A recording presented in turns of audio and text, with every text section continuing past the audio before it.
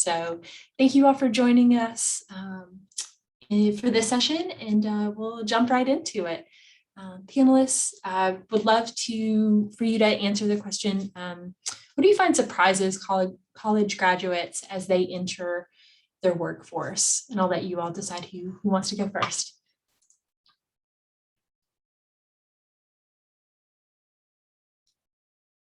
Oh, Courtney, I think you may be. I'm off mute now. Okay, thanks.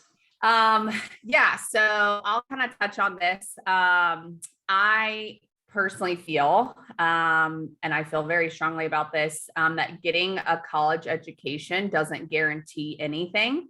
So if you aren't preparing yourself now for exiting college, you need to start today. Because it doesn't innately do it for you. So meaning if you aren't going to career fairs, if you aren't networking, if you don't hold a leadership position, you're going to have a rude awakening when job searching and interviewing starts. And then two, as you enter the workforce, entry-level work is not fun no matter where you start. And it's there to truly build character, humility, and it is not sexy in the least bit. So that's what I'd have to say about that. Thanks, Courtney.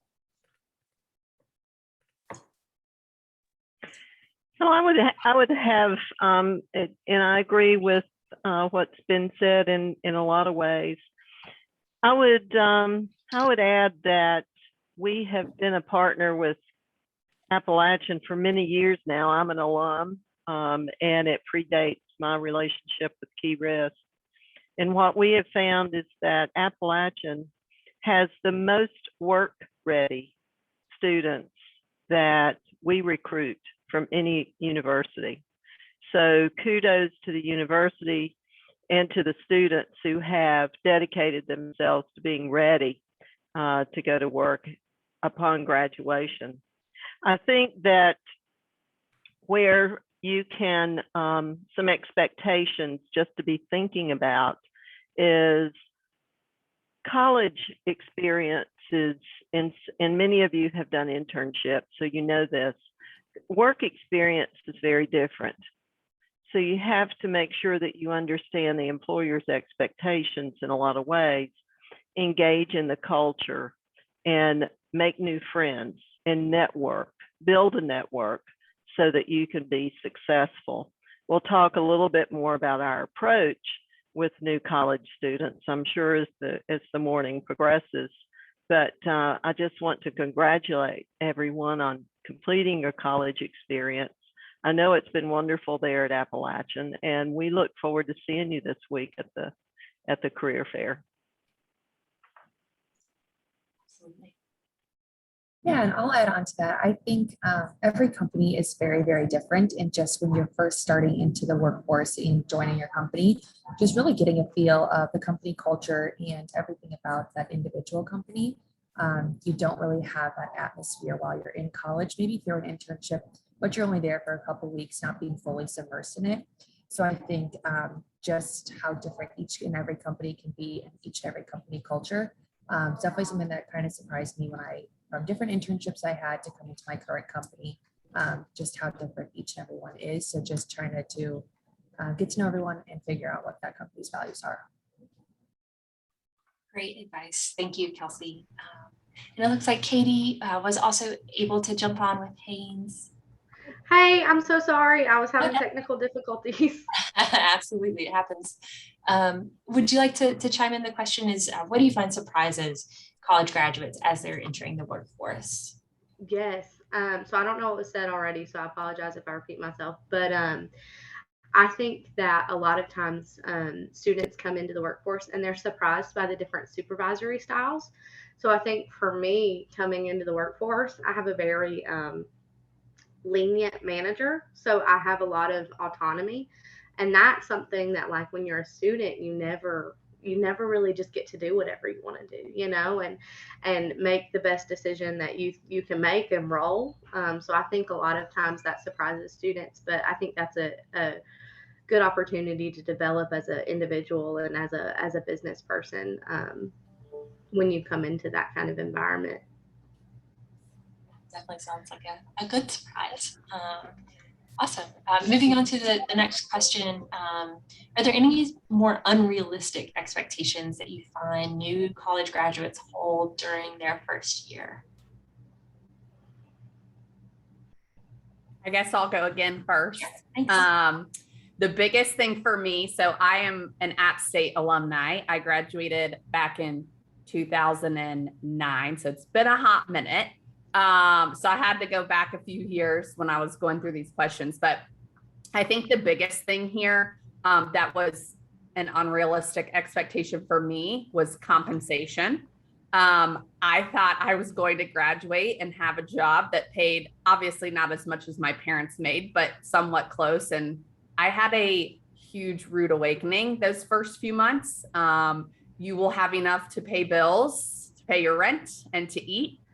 So living paycheck to paycheck at the beginning is a little rough, but learning to know how to budget prior to being on your own will be super helpful. So compensation was my biggest unrealistic expectation. I'll chime in.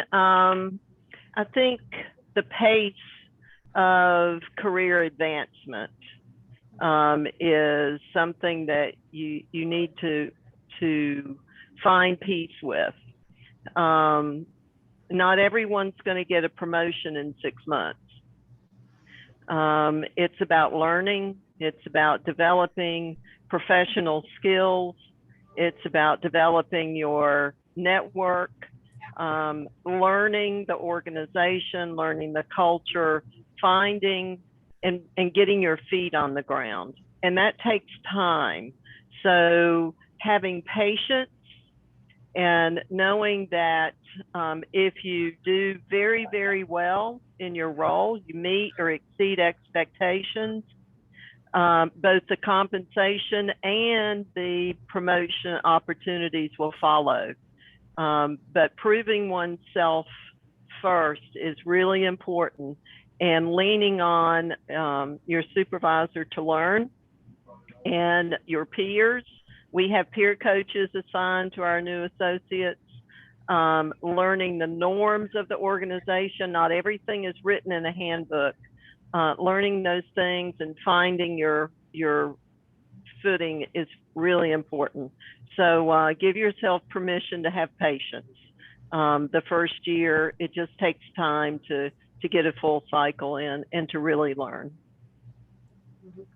Jumping off of that, I think that finding, your dream career on the first try, or being in the position that you wanted right out of college. I think a lot of times I graduated from App in 2019, and I think I just thought, Monday after I graduate on Saturday, I'm going to be in that career that I wanted, And I think that a lot of times students, come out of college and they're like, I know what I want to do. I want to get into this job. This is the title I'm kind of pursuing. And it's okay if you get into the job that you thought you wanted and you meet people in other departments or in other disciplines and you're interested in that and you want to maybe change that path that you thought you had for yourself, and maybe you want to explore other opportunities within the company or other companies. I think that's an unrealistic expectation that a lot of our young people put on themselves, is like, I'm 22 and I'm going to know exactly what I want to do for the next 30, 40 years today, and I think it's okay that you can get into the workforce and change and adapt and learn what you do like. And if it's not what you majored in, that's okay. And I kind of a little bit different, but I graduated last May of 2020 from Auburn University in Alabama, but I was very nervous about feeling like that I wasn't prepared fully for a full-time job. You learn different things in college, and you learn accounting, which I'll never use, and different things in the business school. And I was just kind of worried that I wasn't going to have all the skills and resources in my first job. And that kind of worried me in a lot of different ways. But definitely in your first job, and if it's an entry-level role, right when you come out of school, they have that expectation that you don't need to know everything. And with a good company and a good organization, they'll have a mentorship program. They'll have a good training program for you to be able to learn and gain those skills in your first couple of months. So that's something that I definitely put my worriness at ease when I joined my current company is that I didn't have to know everything, and I had a great mentor and training program to teach me those skills and to really build me as a recruiter and as an employer with my company that wasn't necessary to know throughout my college experience. Thank you for sharing that. Next, I'd love you all to address how can a new hire make a good impression and build a strong reputation within an organization? Courtney, do you want to kick us off again? Sure. So at Gallo, we hire for the Sales Leadership Development Program, which is a 3-phase program, and everybody starts out in phase 1. So it doesn't matter if you're the CEO or you're a vice president or you're a director, everybody starts at phase 1, which is really, really nice because everybody has been there. So to make a good impression, obviously humility, grit, asking a ton of questions, and then being comfortable with the fact that you don't get to make a lot of decisions for a hot minute. With our program, you do get a full 2 weeks training period once you do start, which is really nice. And I think just to add to this, obviously dressing to impress, and that's going to differ with whatever industry that you join, obviously. But that is super important to make sure that whatever you put on, you are ready to succeed for the day.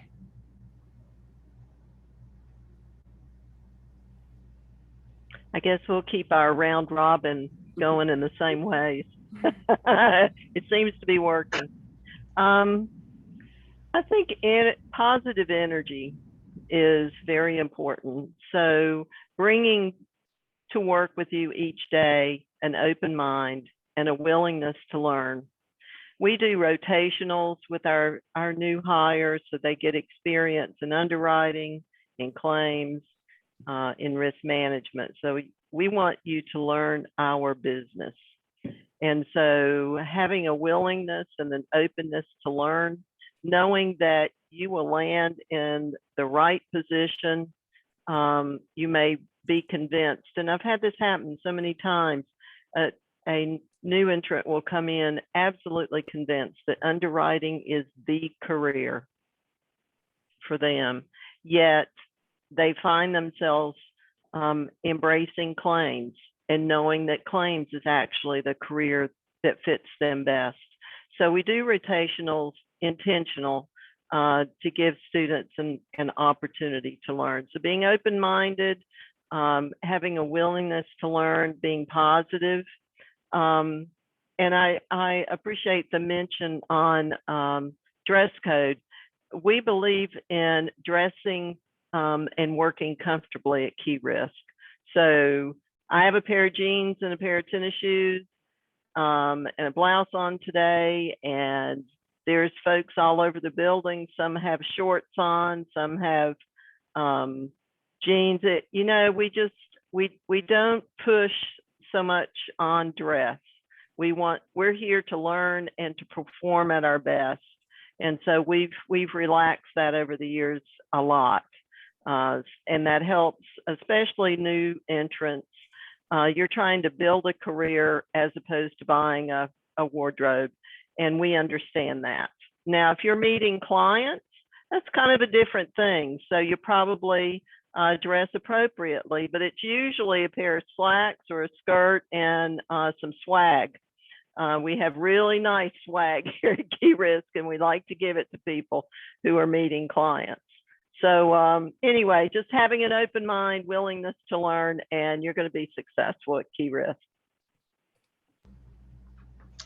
I think this definitely varies across organizations, but I think if I could give any advice to make a good impression at Haynes, it would be to be comfortable making mistakes. So in our new college graduate program, we have management training programs across different disciplines at the company.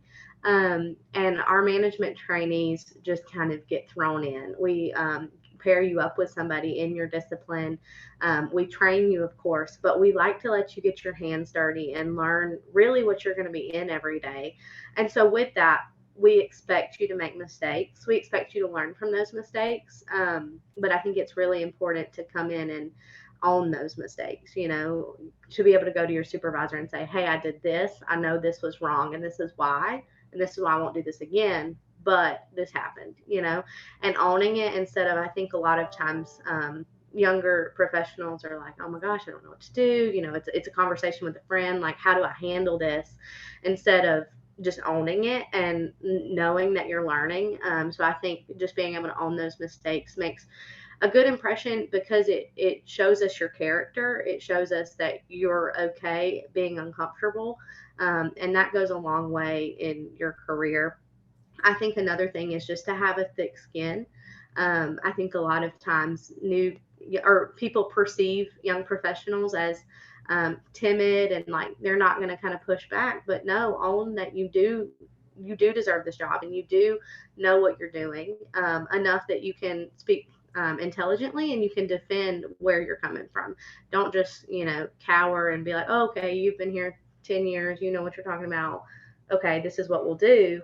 Defend it. And it might not always be what we do, but at least, you know, speak up for yourself and have a little bit of thick skin.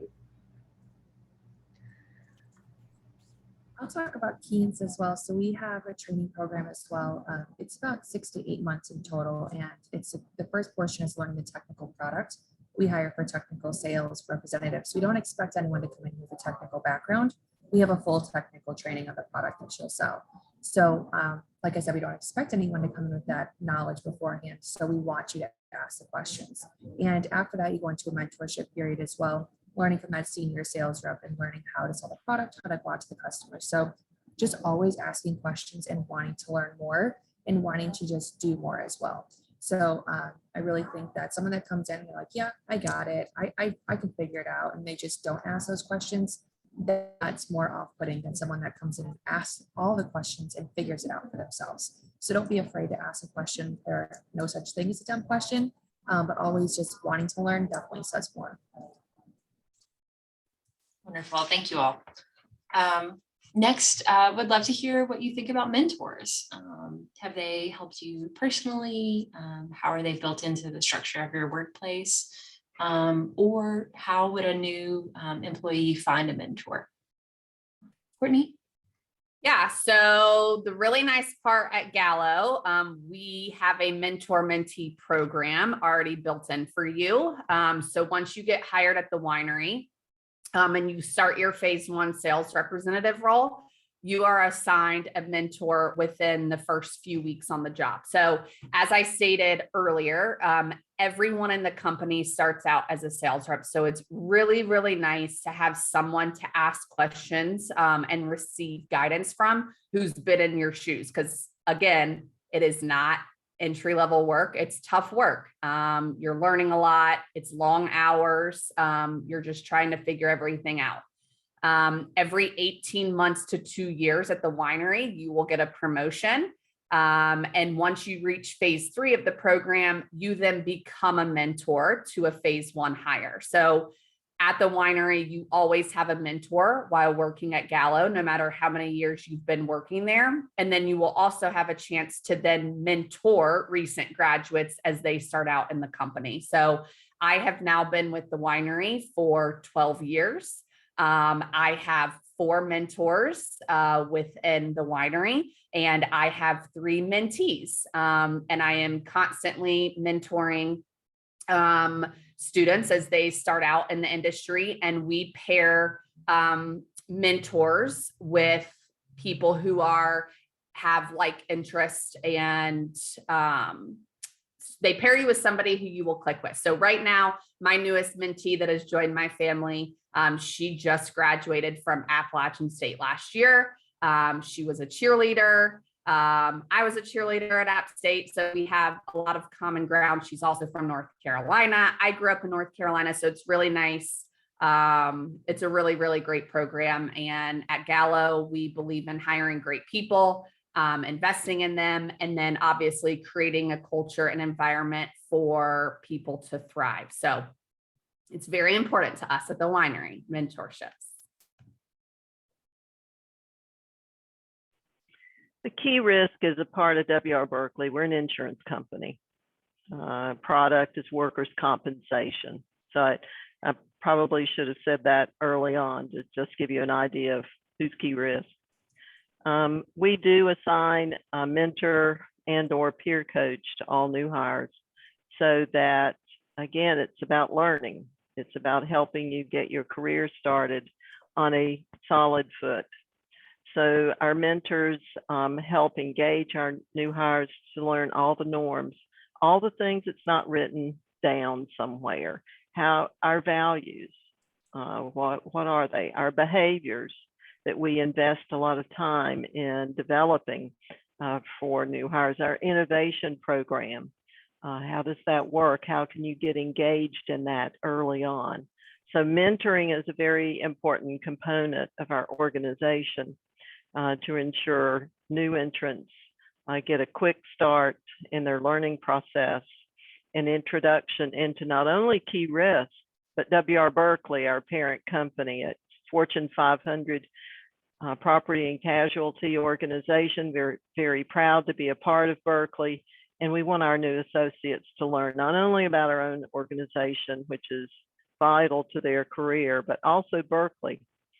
Berkeley's a multinational organization. We have 6,000 associates across the U.S. So there's many opportunities that can be afforded a new employee coming in. So it's important to learn who we are and where the opportunities lie, whether it be key risk in your future or whether it be W.R. Berkeley, a different organization. So mentoring is an important part of all of that learning, and we do invest good time in that. And I definitely agree with both of you. Mentorship is so important, especially for young professionals. We have a mentorship program as well. And the way we do it, we actually, it's a little bit different. You're not assigned, a specific mentor, but, every month or every quarter, you would get lunch or go out with one of our mentors. So you kind of get to know a lot of people within the organization. And a lot of times, relationships develop organically, and you identify the person that you want to be your more stable mentor, the person that you go to, but you also don't box yourself into that one mentor. We let you establish a connection with everybody in the mentorship program so that you have multiple people that you can go to. So say you have a question about, the financial structure, and your mentor is in supply chain, they might not be the best person, but you can say, oh, I remember I got lunch with so-and-so, and they would be the best person to talk to about this thing. So that's kind of how we structure our mentorship program at Haynes. We are lucky in that we're a smaller organization. We have about 1,000 employees nationwide, but our two corporate locations in North Carolina, one is in Winston and one is in Conover, North Carolina, are both relatively small. So you develop a relationship at a personal level with most of the people in the office. So our mentorship program kind of just gives you those connections and kind of makes that first step towards that relationship so that you can develop the relationship to the extent that you want to. So again, we let you take ownership of how you go about seeking mentorship at Haynes. And then we are also owned by a parent company. We are owned by Leggett & Platt. So Leggett & Platt has an emerging leaders program. So managers can recommend their new hires for this program. And so you're paired with people throughout the United States, actually throughout the world, because Leggett is a global company. And so you work together on projects kind of virtually. And then throughout the program, once you've completed the program, you kind of go back to the Leggett headquarters and meet up with these people throughout the Leggett company that are all over the world, and you have those relationships as well.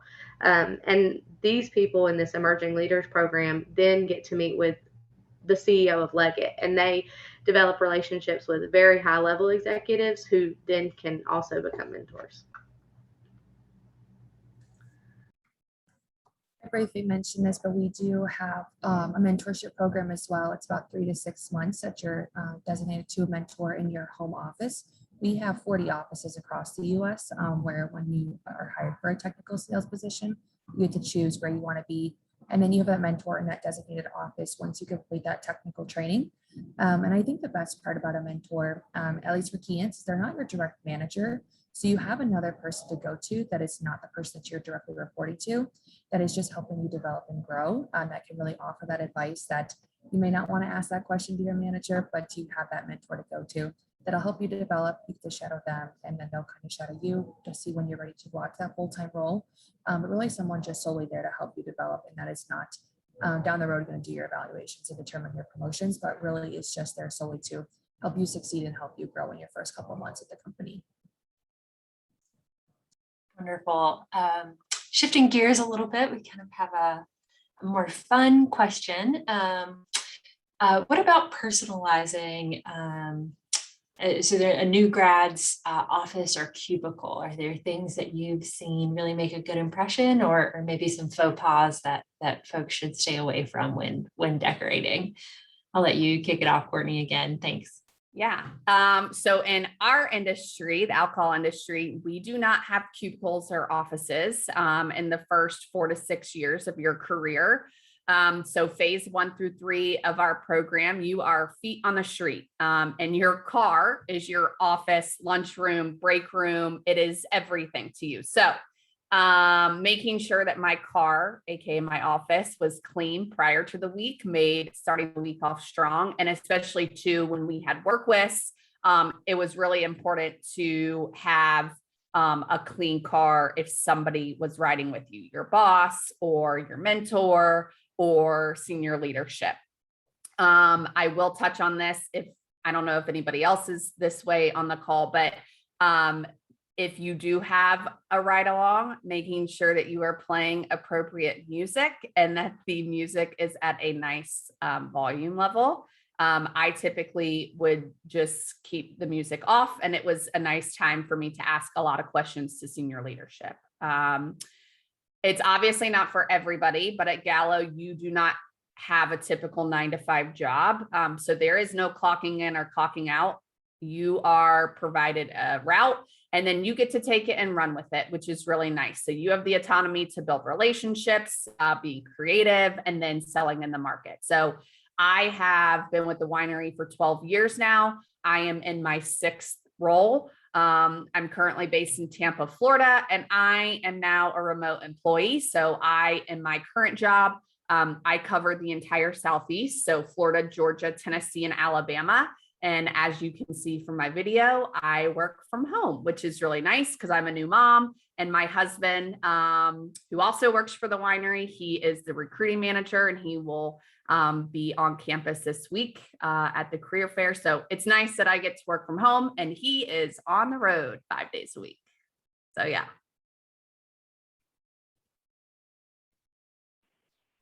So at Key Risk, we do have offices and workstations.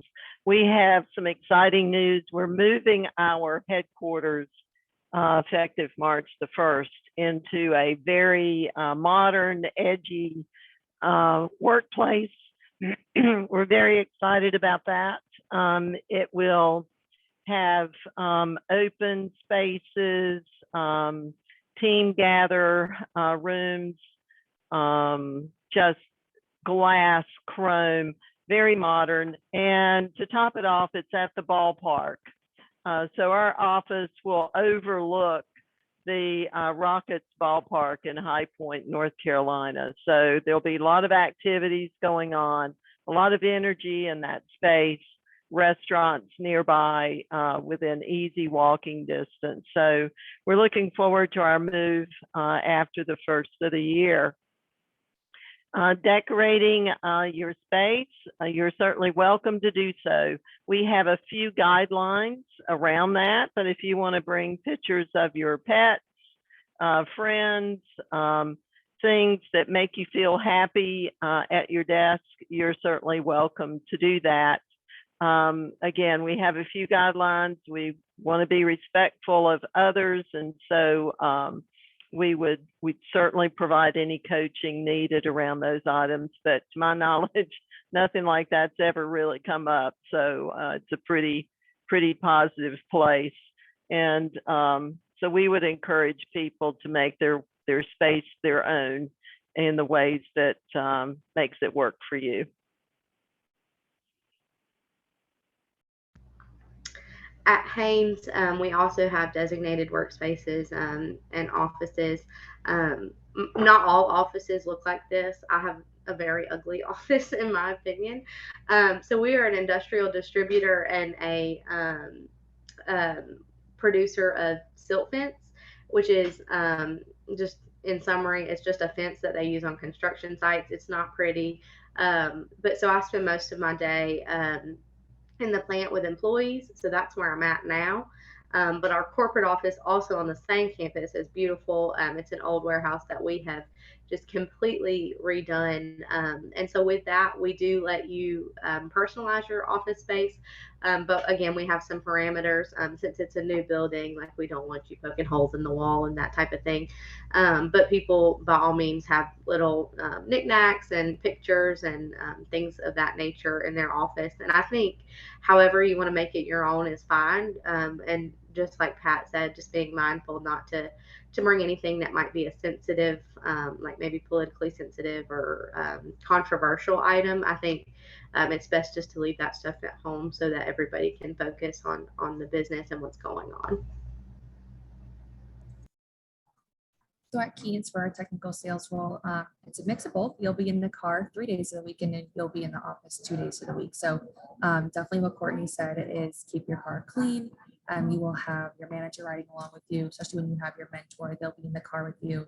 The music was definitely a good point as well. I've done plenty of ride-alongs. I'm on the talent team, but I have ridden along with our sales reps and definitely have experienced the other side of that. But in your desk space, just like everyone said, keep it clean, keep it professional. We have guidelines as well, but most importantly, if it makes you happy and you want it on your desk, go for it. I was just looking around mine. I have little plants, I have pictures and things like that, but just keep it friendly and keep it positive, but don't have anything super cluttered or distracting items mainly. Great advice. I have a plant on my desk as well, but it's fake, so no one can tell what a bad plant mom I am. So awesome. Thanks for sharing. What recommendations would you give new hires for spending time socially with coworkers? Yeah, so this is a fun one. Spending time socially with coworkers is a big part of our culture at the winery. As I mentioned earlier, I ended up marrying somebody who also works for the winery. Your coworkers become your family at E&J Gallo, which is a really nice perk of the industry. And as you guys know, we sell alcohol for a living. So through the opportunity to move around the region with promotions and job opportunities, which again is not required, but as I stated earlier, I'm in my 6th role and this is my 5th move to get to where I'm at. You meet a lot of people who are like-minded and who have been through the same experiences as they've climbed up the business ladder. I will say spending time socially with coworkers is a big part of our culture.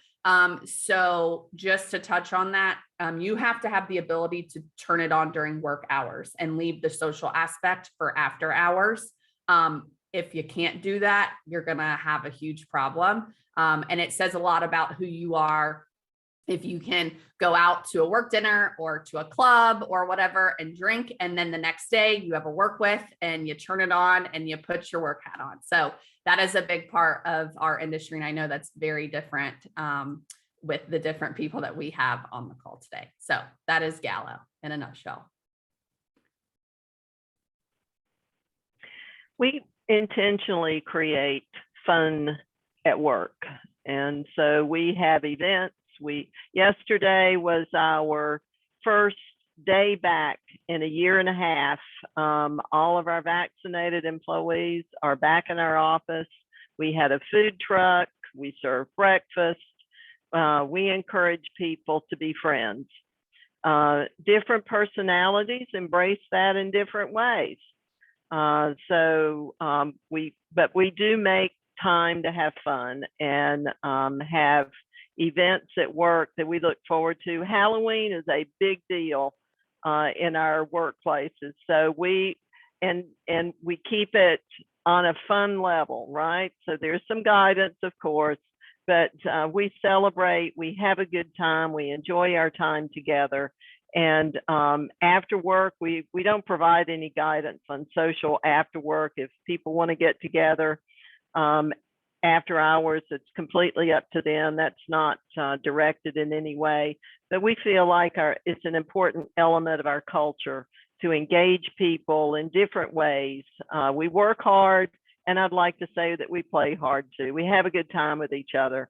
And our move to the ballpark is going to give us a whole new level of ways to enjoy each other and make new friends. And we look forward to those things coming up. So I think having a friend at work is very critical. It allows learning, and it allows people to feel comfortable and welcomed. So we want to create that environment at Key Risk.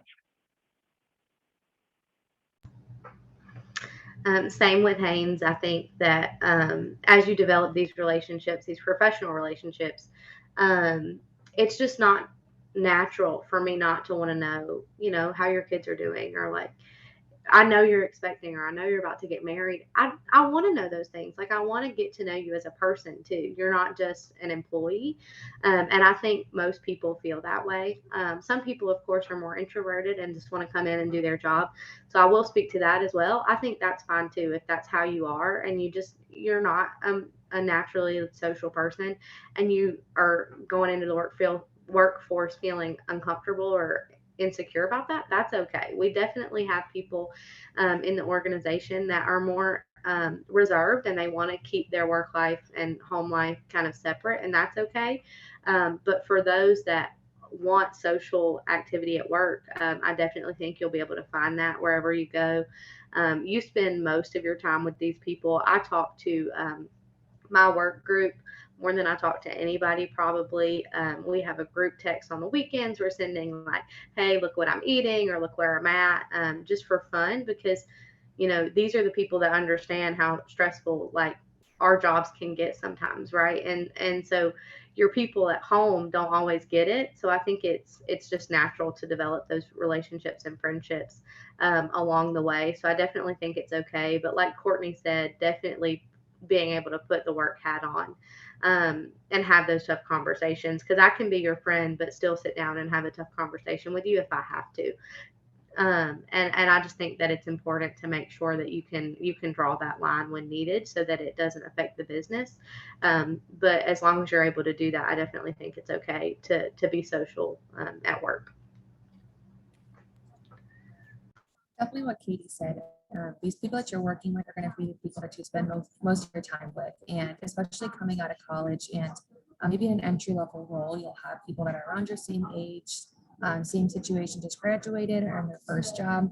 You're going to naturally make friends with them, and that's definitely okay. And you'll get along with them. You get to share stories. Those will be the people that are going through it with you. So you're going to naturally become friends with them. Definitely what happened to me and my new role, and definitely the sales role as well. When you start off with KEYENCE, you come to training in Chicago, and there's like 100 to 200 people that come here and are learning the technical product as well. So you're going to make a lot of friends when you start off, and then you'll go back to your home offices, and then you'll have a few of those people with you as well.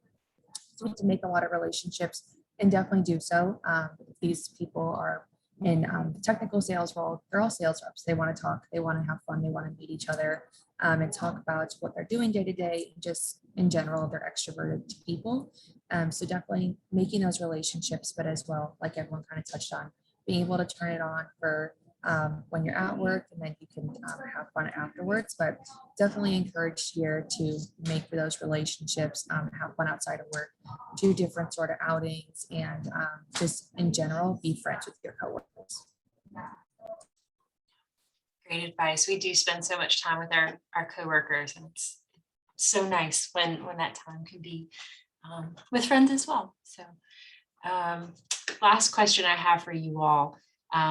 We've got all these students who are about to enter their first day or week of work. How can they prepare to get off on the right foot? Yeah, so I think the biggest thing here is making sure that your personal life is buttoned up prior to your first day. So that means finding an apartment, setting up your utilities, getting your home settled, finding a gym, doctors, etc. I think it takes a huge weight off your shoulders because those first few weeks on the job are tough and it's long hours. And you want to be able to fully focus on your job and put your energy towards that at the beginning, because the transition to adult life is hard enough. And then obviously, I feel like a mom for saying this, but making sure that you're getting good enough sleep so that you can perform your best during work hours.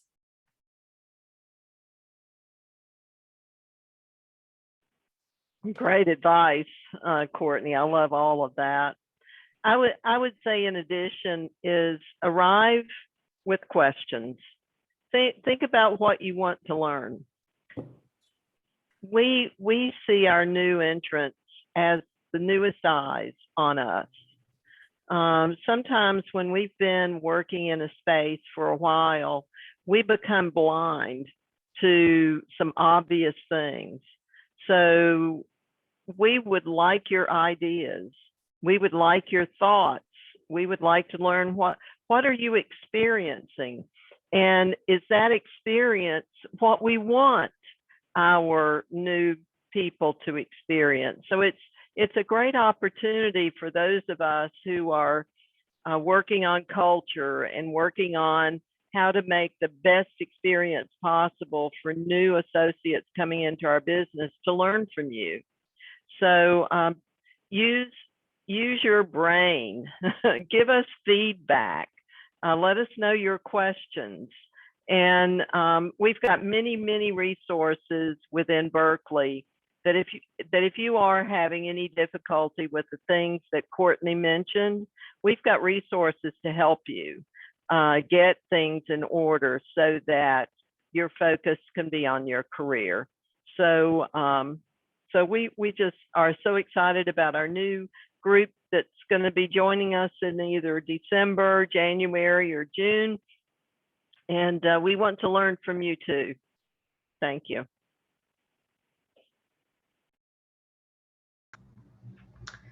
I would just jump off of that and say, having a routine is important. And I think that's what Pat and Courtney both were calling on is learning what your routine's going to be.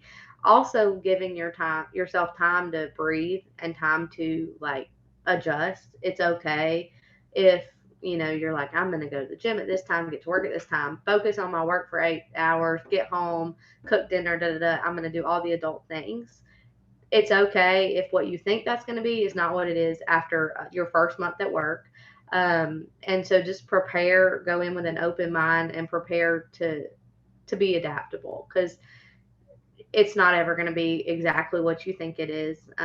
So just, yes, you can prepare and you can have all of your ducks in a row, but also just know that it's okay if things change, and just have an open mind.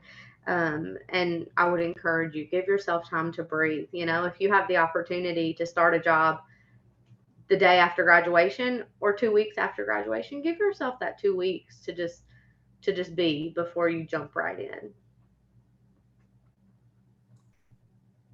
I was going to say something along those lines as well. If you are starting on the Monday right after, give yourself that Sunday to just do nothing, just settle in and just prepare yourself for the next day.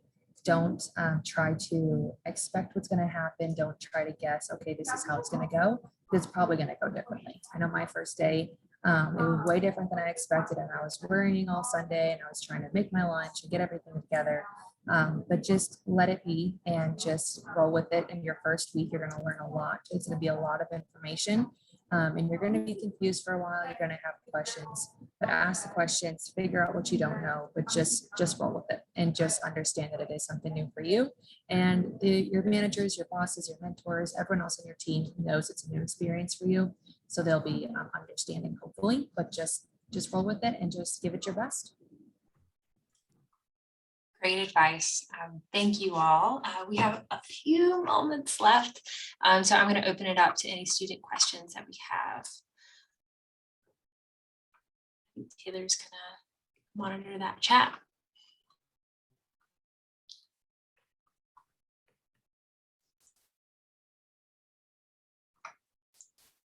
All right, maybe no student questions. If you're thinking about it, come up with something, feel free to pop those in the chat. We do want to do a quick drawing for that E&J Gallo swag. Taylor, do you want to take that away for us? Yeah, sure. I'll share my screen. Great. So I plugged in everyone's name. I'm going to spin and see who's our lucky winner. Very high tech. Fancy. Gabrielle, all right. Oh, there's confetti. Oh, cool. Thank you. Yeah, thanks for joining us.